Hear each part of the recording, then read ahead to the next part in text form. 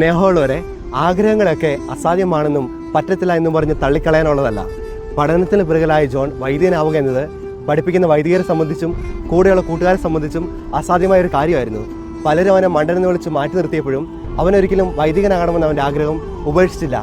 ദൈവകരങ്ങളിൽ സമർപ്പിച്ച് മുന്നോട്ട് പോയി. അങ്ങനെ വർഷങ്ങൾക്ക് ശേഷം ഈ ജോൺ വൈദികനായി, വിശുദ്ധനായി, വൈദികരുടെ സ്വർഗീയ മധ്യസ്ഥനായി. ഇത് വേറെ ആരുമല്ല, പരിശുദ്ധ അമ്മയെപ്പോലെ ദൈവത്തിനൊന്നും അസാധ്യമല്ല എന്ന് കണ്ണും പൂട്ടി വിശ്വസിച്ച വിശുദ്ധ ജോൺ മരിയ വിയനെ പറ്റിയാണ് ഈ പറഞ്ഞത്. വൈദികരുടെ സ്വർഗീയ മധ്യസ്ഥനായ വിശുദ്ധ ജോൺ മരിയയുടെ തിരുനാൾ ഇന്ന് ആഘോഷിക്കുമ്പോൾ നമുക്കും എല്ലാ വൈദികർക്കും വേണ്ടി പ്രാർത്ഥിക്കാം. അതുപോലെ ലോകത്തിൻ്റെ ഇരുളടഞ്ഞ ഭാഗങ്ങളിൽ ലോകത്തിൻ്റെ പ്രകാശമായ കർത്താവിൻ്റെ സുവിശേഷം പങ്കുവയ്ക്കുന്ന എല്ലാ മിഷണറി വൈദികർക്കും വേണ്ടി നമുക്ക് പ്രാർത്ഥിക്കാം. ഓർക്കുക, നമ്മുടെ ആഗ്രഹങ്ങളൊക്കെ അസാധ്യമാണെന്ന് പറഞ്ഞ് തള്ളിക്കളയാനുള്ളതല്ല. അത് അസാധ്യമായതിനെ സാധ്യമാക്കുന്ന ദൈവത്തിൻ്റെ കരങ്ങളിൽ അസാധ്യമായതിനെ സാധ്യമാക്കുന്ന പ്രാർത്ഥനയിലൂടെ നേടിയെടുക്കാനുള്ളതാണ്.